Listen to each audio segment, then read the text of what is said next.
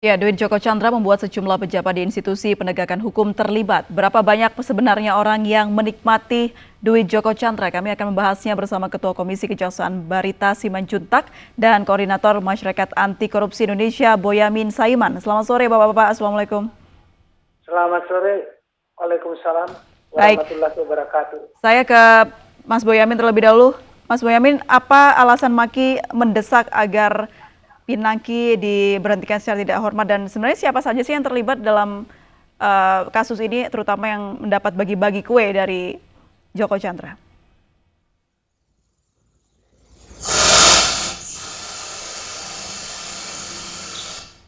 Mas Boyamin, ya, Baik, Bang. ya, Mas kita ada Boyamin bisa gangguan mendengar komunikasi. suara saya? Dengar, sekarang Baik, dengar. baik. Ya, Mas Boyamin, kenapa Maki mendesak agar Jaksa Pinangki diberhentikan secara tidak hormat? Oke. Dan siapa saja kira-kira yang terlibat dalam pembagian uang dari Joko Chandra? Halo? Halo?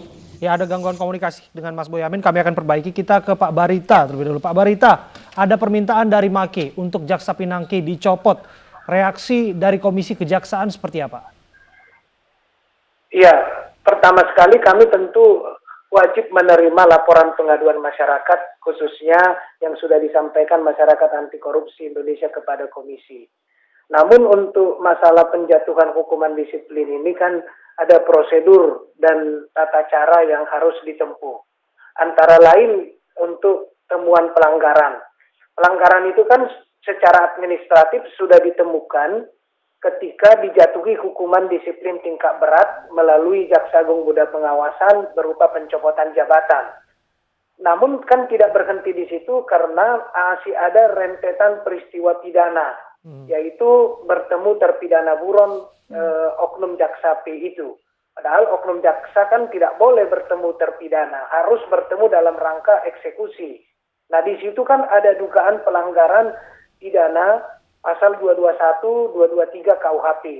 Kemudian berlanjut kepada yang kemarin telah diumumkan naik ke penyidikan walaupun belum ditetapkan tersangkanya bahwa ini masuk ke penyidikan pidana khusus. Nah, dengan kedua alasan tadi, pidana umum dan pidana khusus, saya kira cukup beralasan apa yang diusulkan oleh Maki. Sebab kalau terindikasi tersangkut peristiwa pidana khusus maupun pidana umum, memang konsekuensinya harus pemberhentian tidak dengan hormat.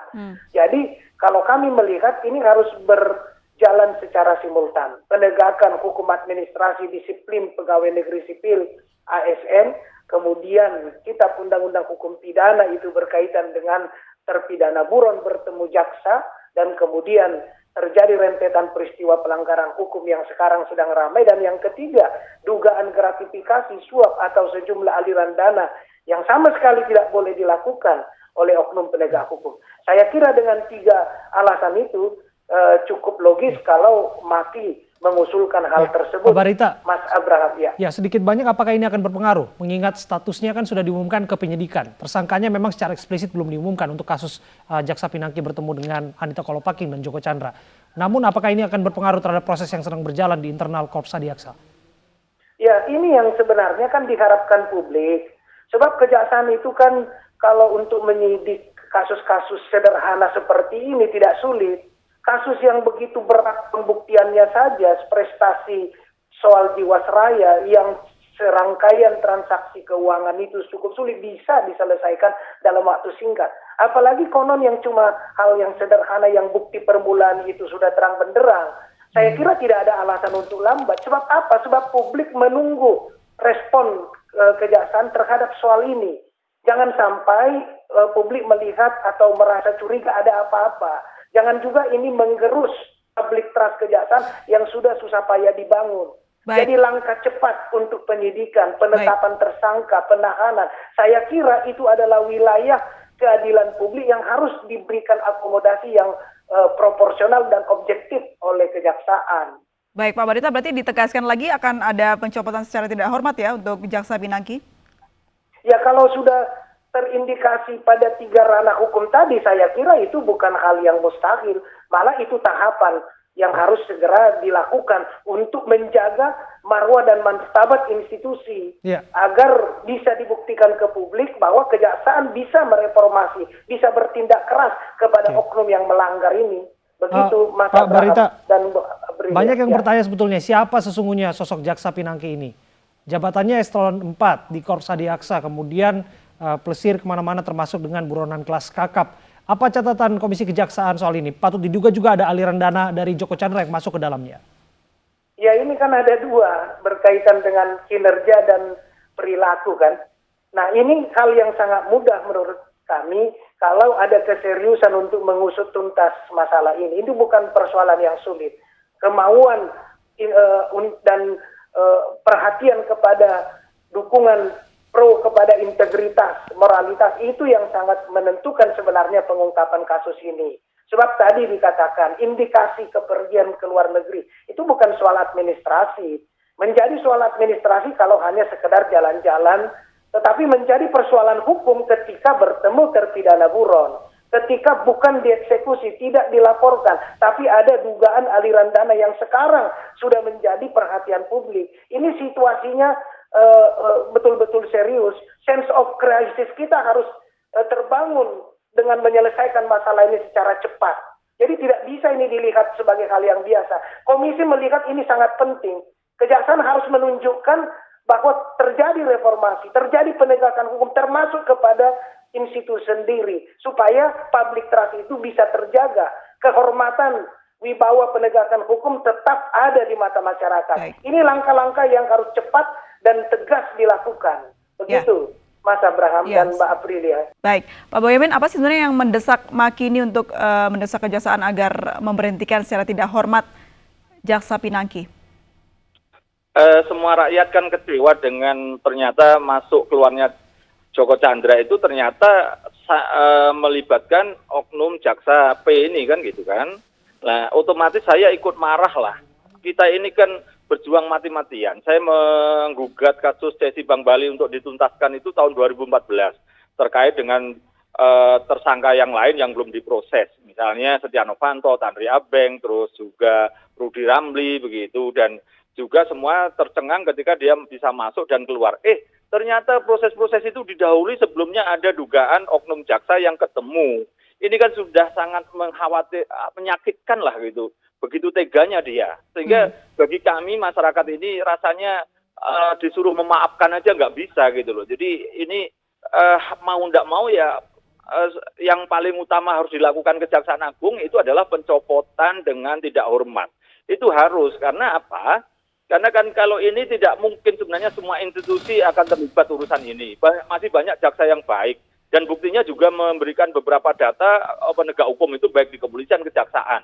Agar oknum ini juga diberi sanksi yang seberat-beratnya, pemecatan dengan tidak hormat. Tiba-tiba cuma dicopot dari jabatannya. Baik, Pak Barita tadi menyebutkan untuk menunggu proses yang sedang berlangsung. Iya, makanya justru itu saya juga tidak sabar. Maka saya datangi Pak Barita tadi Komisi Kejaksaan untuk lebih keras lagi lah. Kalau perlu, ini kan saya juga ikut terhina. Kemarin Komisi Kejaksaan itu minta LHP dan memanggil Pinangki yang nggak datang. Yang datang malah surat untuk tidak diizinkan oleh atasannya. Kalau suratnya dari Pinangki aja tidak bersedia atau alasan sakit masih mending lah. Tapi surat dari atasannya loh mengatakan tidak bisa mendatangi. Dan kemudian juga proses-proses dugaan perlindungan. Ini saya sangat mulai terasa ini kok. Ini seperti nampaknya jaksa level bawah, tapi kok nampaknya seperti dia dilindungi oleh benteng yang begitu tebalnya gitu. Saya kecewa. Boleh silakan Pak Barita? Ya. Boleh silakan responnya seperti apa? Maki merasa terhina atas apa yang dilakukan oleh kejaksaan? Ya itulah yang kami lihat respon masyarakat ya, rasa keadilan masyarakat. Nah itu sebabnya dalam penyelesaian ini kan tidak boleh pendekatan itu hanya formalitas, ya pendekatan substantif yang membangun kepercayaan publik itu sangat diperlukan. Sebagai contoh misalnya, orientasi penegakan hukum kita kan pro kepada integritas, pro pada institusi yang bersih, berwibawa, ya sehingga public trust tinggi. Sehingga itu yang lebih penting dari sekedar formalitas misalnya, dari sekedar prosedur yang terlalu banyak menyita waktu dan perhatian yang tidak terlalu penting memberi keyakinan kepada publik bahwa reformasi, transformasi berjalan di institusi penegak hukum. Saya kira wajar saja masyarakat anti korupsi melihat hal-hal seperti itu dan mereka berteriak. Kami juga sebenarnya sudah mempersiapkan langkah-langkah yang akan segera kami lakukan. Sebab kami tidak bisa terlalu lama menunggu hanya karena prosedur formalitas yang administratif sifatnya. Menurut kami, jauh lebih penting yang substantif, menjaga marwah dan martabat institusi kejaksaan, menjaga martabat para penegak hukum, para jaksa yang punya dedikasi tinggi dalam penegakan hukum, jauh lebih berarti, jauh lebih berat. Anggapan melindungi Jaksa Pinangki tidak ada ya, Pak Barita? Ya, ini kan kesan di publik seperti itu. Karena apa? Karena dugaan pelanggaran itu sangat nyata. Bertemu terpidana buron, 1 dari 3 yang ada di foto itu sudah tersangka. Kan begitu. Kemudian Joko Chandra sendiri sudah diproses. Nah yang ini di mana? Apalagi ini kan pemberatnya adalah penegak hukum. Yang harusnya penegak hukum itu harus lebih keras kepada dirinya. Institusi penegak hukum harusnya lebih tegas supaya dia bisa dipercaya. Ini yang kita jaga. Komisi Kejaksaan kepentingannya di situ. Jangan karena ulah 1-2 oknum itu menggerus kepercayaan publik kepada public trust kejaksaan yang sudah susah payah dibangun oleh para pendahulu, oleh para pejuang-pejuang penegak hukum ini. Begitu, Mas. Abraham, saya merasa juga terhina, Komisi Kejaksaan dihina juga gitu loh. Masa dia ini kan institusi di bawah presiden. Itu dia Mas Boyamin dan Pak Barita, sangat disayangkan dalam dialog kita sudah mengundang dari pihak kejaksaan karena satu dan lain hal memang tidak merespon untuk bisa bergabung bersama dengan kita pada hari ini. Namun yang jelas saya ingin tanyakan soal apa yang dilakukan oleh Jaksa Pinangki ini patut diduga merupakan obstruction of justice. Apakah sekelas eselon 4 ini bisa bekerja sendirian dengan kapasitasnya untuk untuk terlibat dalam hilir mudiknya Joko Chandra ke Indonesia, Pak Boyamin? Ya, saya belum punya data karena saya harus berbicara dengan data kan, atasannya yang terlibat itu seperti apa. Tapi sementara memang data yang saya dan berkaitan juga dugaan-dugaan itu, Pinangki ini sangat begitu dominan dan aktif untuk membantu Joko Chandra lepas dari jeratan hukumnya. Rencana kan bahwa awal-awalnya kan istilahnya mau mengurus permohonan fatwa ke Mahkamah Agung. Levelnya seperti itu, bahwa putusan PK itu tidak bisa dieksekusi. Jadi saya setidaknya, kalau toh ini posisinya ini kan menjadi curiga juga. Kalau toh ini tidak terlibat yang lain atau atasannya dugaannya begitu, mestinya kan sudah dilepas di proses pidana. Dipanggil Komisi Kejaksaan, diizinkan disuruh berangkat. Tiba-tiba kok malah justru saya terus terang aja merasa lembaganya presiden yaitu Komisi Kejaksaan ikut dihina oleh perlindungan statusnya yang sudah penyidikan saat ini?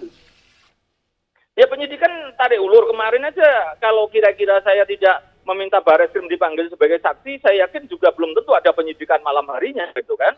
Itu kan terpaksa harus, bahasanya kan saya harus meminta Barreskrim untuk manggil saksi. Kalau nanti memang dugaan terlibat ada, ya ditetapkan tersangka. Nah, nampaknya kan harus di-push begitu. Masa Kejaksaan Agung yang mestinya harus lebih hebat dari kepolisian melakukan tindakan-tindakan seakan-akan harus di-push oleh masyarakat. Dan Komisi Kejaksaan juga harus memaksa-maksa meminta LHP baru diberikan misalnya, gitu. Jadi ini sesuatu yang tidak nalar, dan Komisi Kejaksaan itu dibentuk berdasarkan peraturan presiden dan lembaganya presiden. Diundang itu harusnya kan datang, memberikan contoh yang baik, mestinya kan gitu kan.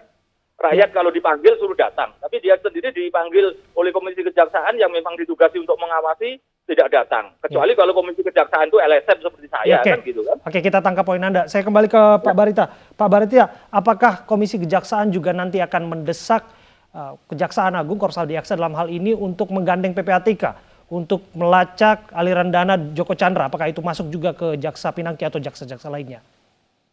Ya, saya kira itu hal yang harus segera dilakukan. Sebab ini kan ada dugaan aliran dana supaya kelembagaan negara seperti PPATK yang secara profesional bisa menyajikan itu juga terlibat. Begitu juga Komisi Pemberantasan Korupsi. Karena apa? Karena dalam dinamika penegakan hukum modern selalu diperlukan lembaga yang dianggap independen. Karena di sini ada dugaan melibatkan oknum jaksa P, Maka itulah sebabnya seperti Komisi Kejaksaan atau Komisi Pemberantasan Korupsi ikut terlibat dalam proses itu agar menjaga jangan sampai publik menaruh curiga kepada proses penegakan yang berjalan secara internal. Itu juga untuk memberikan garansi bahwa kami terbuka, kami transparan. Siapapun yang memeriksa, kami silakan. Ya itu mestinya terbangun dengan semangat birokrasi yang bersih melayani. Dengan semangat reformasi birokrasi seperti yang sudah menjadi hal yang wajib dilakukan di semua kementerian lembaga, apalagi ini penegak hukum. Public trust yang tinggi akan menjadi garansi bagi kepercayaan yang utuh bagi masa depan penegakan hukum khususnya di kejaksaan.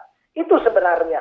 Jadi Komisi Kejaksaan menaruh penting ini karena untuk menjaga marwah martabat institusi yang harus selalu diperhatikan dan dijaga agar penegakan hukum dapat dipercaya sebagai salah satunya instrumen negara untuk menertibkan aparatnya yang melanggar atau memberi keyakinan kepada publik tidak ada yang kebal hukum di Republik ini, termasuk penegak hukum. Itu harus menjadi contoh dan teladan yang terus-menerus harus disuarakan supaya kita bisa dewasa dan bisa semakin baik untuk belajar berdemokrasi dalam penegakan hukum yang Baik, bermartabat. terakhir mungkin Mas Boyamin ada tidak data yang menunjukkan berapa sih aliran dana yang dikucurkan oleh Joko Chandra untuk mengurus semua ini?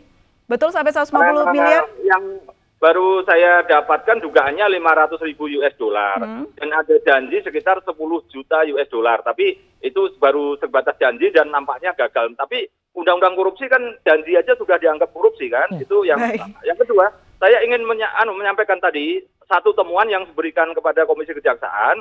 Ada pejabat tinggi Kejaksaan Agung menghubungi Joko Chandra setelah tanggal 29 Juni 2020. Materi pembicaraannya bisa positif, bisa negatif. Positifnya misalnya membujuk, menggalang untuk pulang. Kalau negatifnya bisa yang lain. Tapi yang utama itu saya minta Komisi Kejaksaan untuk menelusuri dari mana nomor handphone didapatkan itu dari pejabat Kejaksaan Agung itu. Kok tiba-tiba punya nomor handphonenya Joko Chandra di Malaysia. Nah ini saya minta untuk ditelusuri dari mana dia dapat dan apa nanti jangan-jangan rangkaiannya dari orang lingkarannya Joko Chandra juga nomor handphone itu. Itu yang tadi yang paling utama saya berikan kepada Komisi Kejaksaan. Oke, kira-kira apa yang harus dilakukan baik itu dari kejaksaan, dari kepolisian untuk membuktikan kepada masyarakat bahwa proses hukumnya ini bisa transparan, Mas Boyamin? Karena ada data-data yang Anda ungkapkan, apakah data-data sejumlah dana ini juga bisa dibuka kepada publik? Ya sederhana kan, segera penyidikan, penetapan tersangka dan di Barreskrim sudah cukup keras ditahan. Nah, Kejaksaan Agung memang apabila cukup bukti tetapkan tersangka dan ditahan, segera koordinasi dengan PPATK dengan KPK, segera diproses dengan cepat dan dibawa ke pengadilan dan sehingga masyarakat nanti kembali kepercayaannya kepada polisi dan kepada jaksa sehingga kita menghormati proses-proses penegakan hukum. Jangan sampai rakyat nanti memberontak terhadap proses penegakan hukum dengan dalil loh itu aja ada oknum jaksa, ada oknum polisi tidak diproses kok, masa kami rakyat yang mencuri karena kelaparan, mencopet karena tidak bisa makan kemudian harus dipenjara 2 tahun misalnya, kan gitu. Dugaan janji dana yang Anda sebutkan tadi sudah mengetahui tidak Mas Boyamin, kemana saja arah aliran dananya? Belum dapat, wong itu baru dugaan ya, artinya dugaan aliran dana dan dugaan janji. Dan kalau janji kan gagal gitu kan, tidak berarti tidak otomatis tidak mengalir gitu kan. Kalau dugaan gratifikasi ya saya belum punya data kemana-kemana. Justru itulah tugasnya Kejaksaan Agung mendalami apakah benar informasi itu. Kan belum tentu benar juga dicarikan alat bukti. Karena kalau dibawa ke pengadilan kan harus ada alat bukti kan gitu kan. Tapi setidaknya tunjukkan kepada kami bahwa ini progresnya cepat, keadilan substantif yang mestinya ditonjolkan, bukan harus didalami, ditelaah. Kayak kita tidak tahu aja. Kalau bisa cepat-cepat kok. Buktinya Jiwasraya itu bisa cepat dalam kasus pengungkapan kasusnya kan gitu. Oke, baik. Terima kasih Mas Boyamin dari Makin dan juga Pak Barita Simanjuntak, Ketua Komisi Kejaksaan Agung sudah bergabung dan berbincang bersama kami di iNews Sore.